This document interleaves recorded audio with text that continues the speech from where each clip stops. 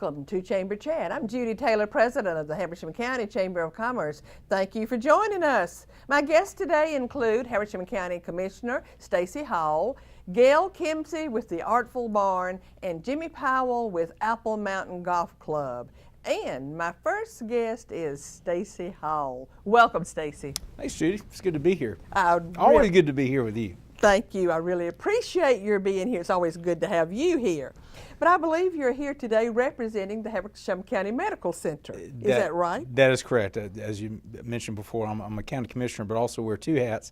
And then I also serve as the chairman of the board for the hospital authority here in Habersham. So it's a busy time. Mm-hmm. It is. It is a busy time, and we can't wait to hear about just what is going on. But we do understand that there are a lot of changes going on at the hospital right now. Mm-hmm. So we want to tell us about some of those? Sure. Well, most people may not know that in October we hired a new CEO, Lynn Boggs. I believe you met Lynn. Lynn is fantastic. She's full of energy, a lot of great new ideas, and she's been ushering in a number of new initiatives. We also have 6 of the 9 hospital authority board members are new. So again, it just gives us kind of some new energy and some new ideas. So every month we're launching a series of new initiatives to help with the hospital to move us forward and make us more sustainable for the long haul. Most recently, we've opened up an orthopedic clinic, a new orthopedic clinic. Dr. James Dallas and Dr. Bill McLean are in that, and we're currently in the process of hiring a new general surgeon, and we're looking at expanding, because of demand, our primary care office. So those are big developments, and there's a number of other things I would love to be able to discuss, but right now I can't until we finalize those initiatives. Mm-hmm. But over the next weeks and months, we'll be announcing a number of other changes with the hospital. So there's a lot of energy, a lot of excitement, a lot of new initiatives. In fact, the last couple weeks I've been meeting with our hospital staff in a series of town hall events that Lynn Boggs, our CEO, holds, and the excitement and energy in those meetings has been fantastic. Mm-hmm.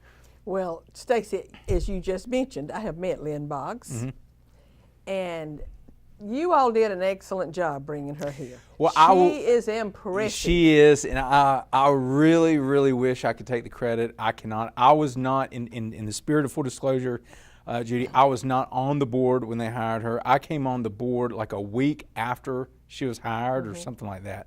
But the hospital authority at that time, they did a fantastic job. And her career, she's kind of a turnaround artist. She goes into hospitals that are having some challenging circumstances, and her background is she's able to kind of know where to look and how to fix things. And you know, the truth is our hospital has had some challenging times over the last few years. But the good news is I've dug in and I've gotten to know Lynn pretty good, and we've looked very closely at these issues. There's not one thing we can't fix, and our hospital is such a vital part, serves such a vital part in our community that we need that hospital to be successful. Stacy, that leads into the next question. The hospital is so important to the economic development and the economy of this community. How is the hospital authority positioning the hospital or the Habersham Medical Center for the long haul? Right. Great question. Well, first of all, just to piggyback what you said about the economic development piece, as you know, we employ over 400 folks, so that's a significant part of the population, relatively You are one of the leading employers in Habersham County. Yes, we are, and a lot of those people reside in Habersham. Yes. So the significant and majority. if you use that multiplier effect, it's the impact. Well, the Georgia Hospital Association is like they say $2.30 for every dollar spent by the hospital is the multiplier effect, which is a whole lot of money in our community. But getting back to your main question about the long-term sustainability, I think one of the things the hospital authority is doing, along with our CEO, Lynn Boggs, is we're looking at our operating platform. You know, part of this, I don't want to say turnaround, but part of this new initiative to get the hospital on better financial footing is we're looking under the hood, so to speak, in every single unit, every single department. There's no sacred cows. everything is being closely monitored and analyzed to make sure that it's running as efficiently as possible. And when you look at the long term, you have to ask yourself, okay, what is the need? What do our citizens need? What can we do really, really well? And what do we not do well that we probably don't need to be doing? So a very careful review of the operating platform, I think, is critical to the long-term success. And then it also, everything that a hospital does, it has to be focused on the patient. It has to be customer-centric and make sure that we have great customer care and customer appreciation and customer service and those type of things. So we are putting a lot of emphasis on quality right now across the gamut, and we think that we're going to see a lot of benefit long term. The other thing, as I mentioned earlier, is we're investing in surgeons. And if you look at the revenue, we don't have an expense problem, Judy. We have a revenue problem, and I equate it kind of like with the plumbing service. If you don't have plumbers in your plumbing service generating revenue, your plumbing service probably ain't going to do very well. Same thing with hospitals. Hospital generates most of the revenue through surgeries. So we need more surgeons to be able to generate that more revenue in addition to the downstream revenue through rehab services and imaging and things of that nature. So we're making those changes. We're investing in physicians and our people.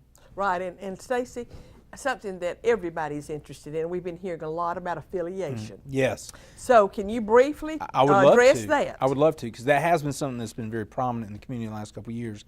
And there were as reported in the Northeast Georgia, very serious conversations with Northeast Georgia Hospital System. And they're wonderful people, and I talk to them. We have a great relationship with them.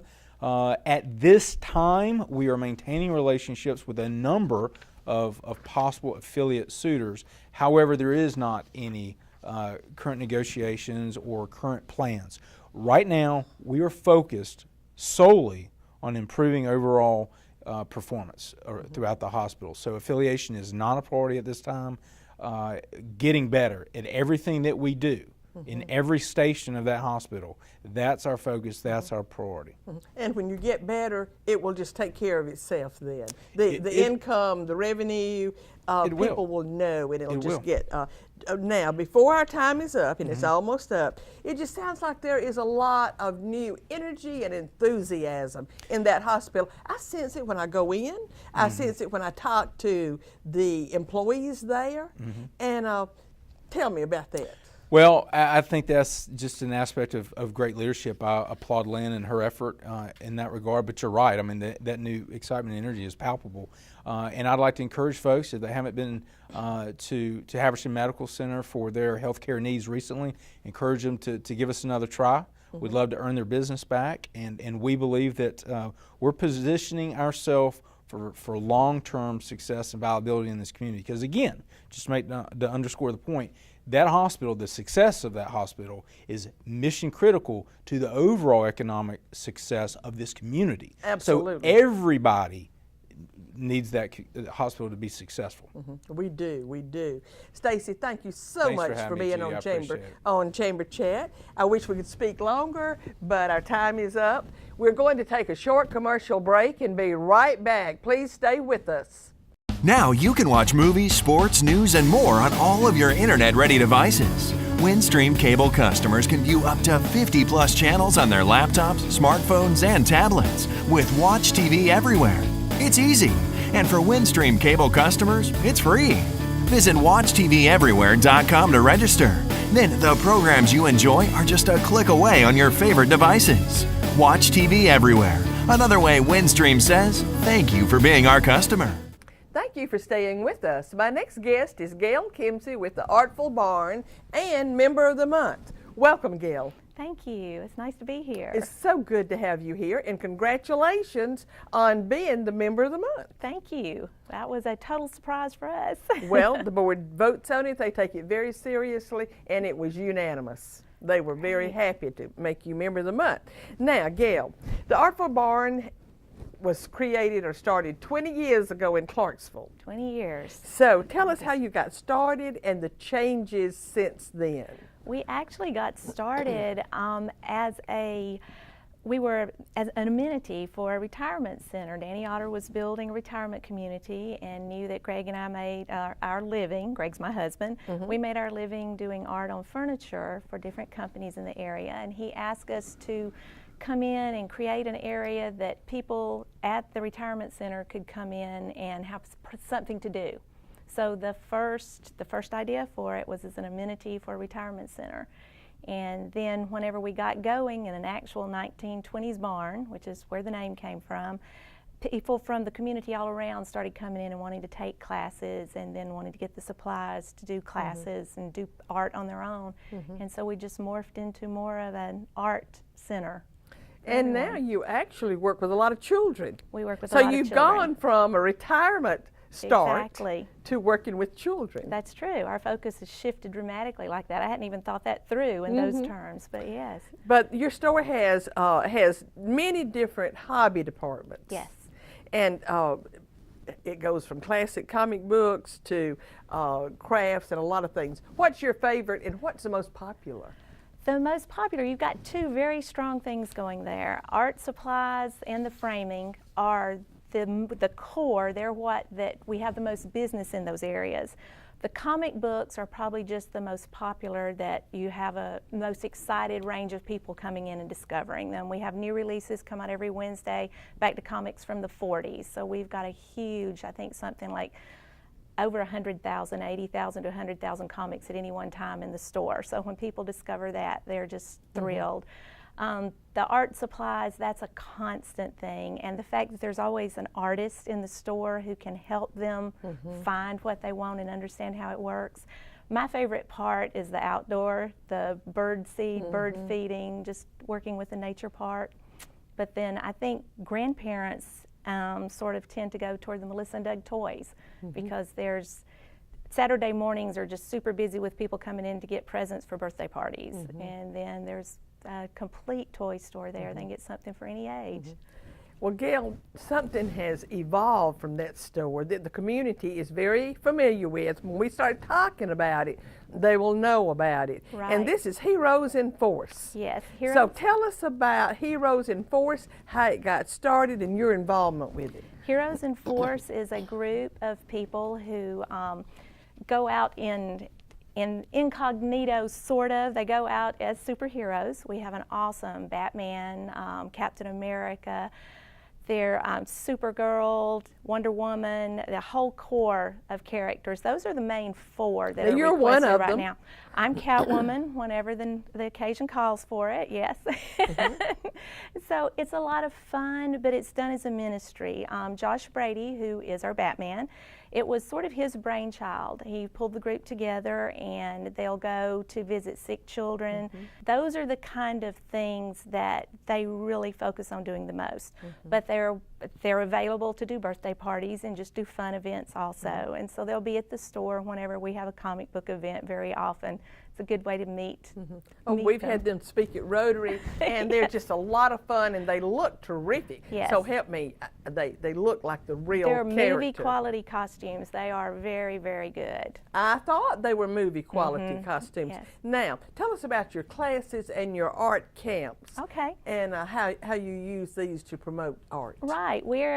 Now, our daughter Tanya makes a lot of pottery. Mud Fairy Pottery is part of our store, and it's a huge part of the gallery, and she teaches pottery classes all the time at the store. Tuesdays, Wednesdays, Thursdays, Fridays, and Saturdays. Those are available. But she's Do you have a kiln there? we have 3 kilns, 4 wheels. I mean, this is her college degree. She's an art education major with focus in ceramics. So this is what she's done in the public schools, and then now just for us. And those classes go on all the time with us. We have occasional workshops throughout the year for adults. We just had one in acrylics doing a landscape with a barn this past Saturday, watercolors before that. And we've got I guess a listing of artists in the area. When we first started teaching, there weren't many art classes available. Now there's just a luxury of them. And so we can send people toward those for the adult classes throughout the year if it's not something we're offering. We can usually hook them up with somebody who is. But our summer art camp program is really strong. we'll have 9 weeks of class this year, and we'll have usually 12 to 18 children per class, 2 classes a day. They'll be 3 hours long. And yeah, and so that draws a lot of kids in. And it's really, really cool to get a child in who's never had their hands in something and see their eyes light up, see that connection click whenever that they come in and do that. Well, what age children come to your classes? 6 and older. 6 and older. 6 and older, yes. So what is kind of the range with these children? Maybe 6 to 12 or 13? Actually, we have weeks for 12 and older. We will have students all the way up to 18. And you'll, of course, focus those classes differently. And if you've got 15-year-olds, and we did have 3 groups last year, 3 different weeks where everybody was 14 to 16. And so they may work on 3 projects all week long and do some really in-depth projects, where with 6, 7-year-olds, they're going to do a lot more things because you're going to hold their attention a much shorter period of time. So they'll get their taste and feet wet in a Well, I lot got of to different tell you media. this, that last month we had Jan Walker We on love this Jan. program. and she was showcasing her mural that she's just done in Dr. Cantrell's office. And she was just talking away, and she said, and this paint just came from the Artful Barn. It's not, and I thought, got a little plug in there. She's awesome. And my husband Greg took classes with her. We won't talk about exactly how many years ago, but I think most of the kids in Habersham County do. have. But before our time gets away, Gail, what are your plans for the future? You're always improving and adding and growing, and you've grown so much from your initial start in that old barn out there. Yeah. So what are your plans? We want to just keep improving and growing. We're very, very happy with the space. This is actually, this was a downsize from, of course, when we were at Old Clarksville Mill, but this is a good family-sized store again, and that's our focus. We want to get narrowed in more and more on the art within our own family. Tanya's husband, Jason's incredibly talented. We have featured his work, and he does stuff with us too. And we would like to approach the point where Tanya and Jason sort of slide into the business being theirs, and Greg and I get to sit back and have let's tell our babies. audience exactly where you are located. Okay. We know it's in Clarksville, but tell them the location. 107 LaPrade Street. It's just 3 stores off the red light. You go past the old courthouse, the Masonic Lodge, and we're the next building. And actually, you may think of it more as being on Highway 115 toward Cleveland. Exactly. That's what most people think of it. Gail, our time is up. But thank you so much for being on Chamber Chat. And again, congratulations on being the March Member of the Month, a well-deserved recognition. Thank you. Thank you for having us. We're going to take another short commercial break and be right back. Please stay with us. With cable television production studios in Habersham and Towns counties, you're watching Windstream Cable Television Channel 4, home of local origination programming in North Georgia. From weekly church services to sports and community events, we've got you covered.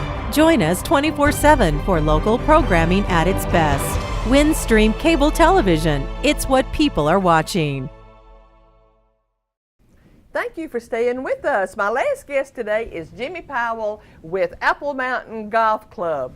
Welcome, Jimmy. Thank you very much for having me. Well, we're delighted to have you. And Jimmy, I just love to hear you talk. Sometimes I just want to say, just keep talking, just say anything. Tell our audience, where are you from? Where did you grow up? I originally grew up in southwest England and played golf to a decent standard when I was a kid and thought, you know what, maybe I can get on the TV, play on tour. So I luckily got a golf scholarship, came over to play some golf, learned early that my game wasn't quite good enough, so I concentrated on my studies and got a business degree and with a concentration in professional golf management. So I got into the industry a different way. So golf's been my passion, and so I just continue it in a different way rather than playing. But I love hearing your accent, and I'm sure our audience will too. And before we get into the specifics about your golf course, give us a little overview of how you work with Apple Mountain Golf Resort, or a little summary of how the two fit together. Yeah, well, the resort itself is a great resort. It's got got fantastic lodging. I stayed for a couple of nights, but when I was moving in, it's got condo-style 2-bedroom apartments kind of things with up to 1,300 square feet. Great amenities for the family. There's horseback riding. There's an outdoor pool, tennis, and volleyball and basketball, and a great amenity center and a little grill. So it's a really well-rounded facility to stay just for a vacation or a mini getaway. From come up from Atlanta or somewhere and stay. And we're the 18-hole golf course part of it, which is even though it's not necessarily right there on the resort, some of the lodging does overlook the golf course. We're a little bit further up the hill, but we're definitely a major part of the resort, and looking forward to the future and how we can work together. Yes, and I had not planned to ask you this, but I've just got to. It's so much interest to me. I know there's an alpaca farm right near one of your holes. There is. And if you're on that golf hole, you see those alpacas out there. Yes, so it's just another little fun thing as you play around such a picturesque golf course. It is. It is Yes. very picturesque. Well, getting back to the resort. Yeah. I understand that it is managed separately from the golf course itself.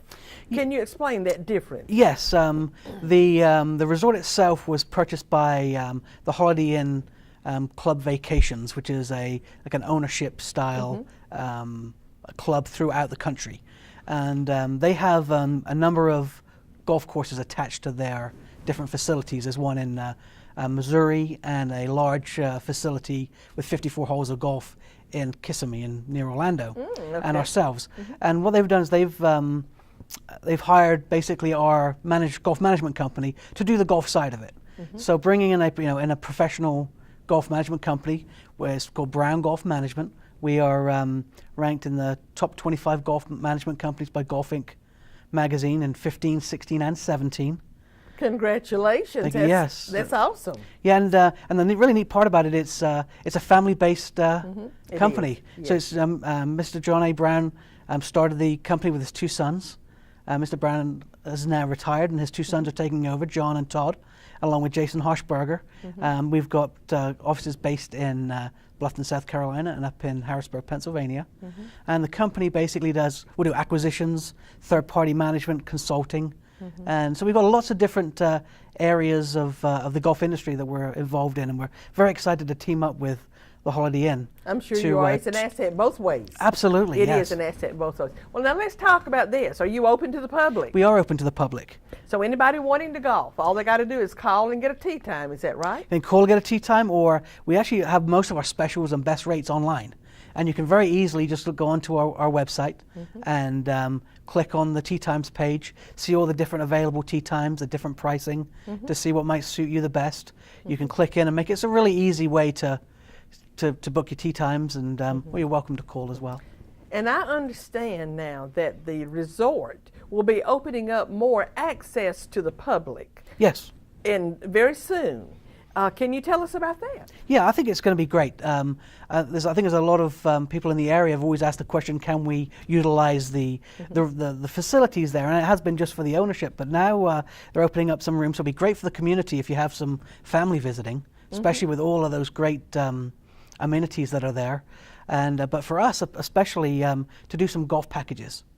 We're really excited. Absolutely. We're really excited to get some weekend golf packages or weekly golf packages to bring to the golf course. Our company has 2,000 members, golfing members throughout the country. So we'd like to invite them to come up and see our golf course and see the resort.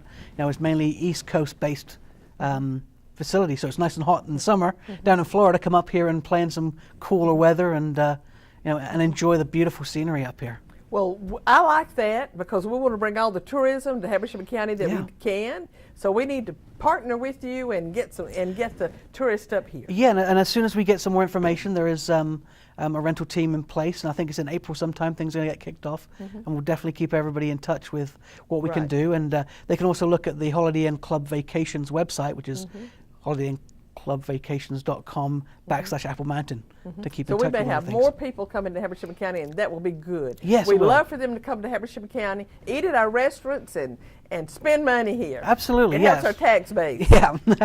Now, Jimmy, from the first time I met you, when you first came here, one thing I have just been so impressed with, you have always had a desire to be more involved in the community and to get the golf course itself more involved in the community, or the community more involved with your golf course. Now tell about some of your programs and your thoughts behind some of what you're doing. Yeah, the first thing, our mentality that we're trying to bring to the staff is that we respect everybody, that they've worked hard for their money. Mm-hmm. And that's a key porter. So when they come spend their money with us, we want to give everybody the best possible experience.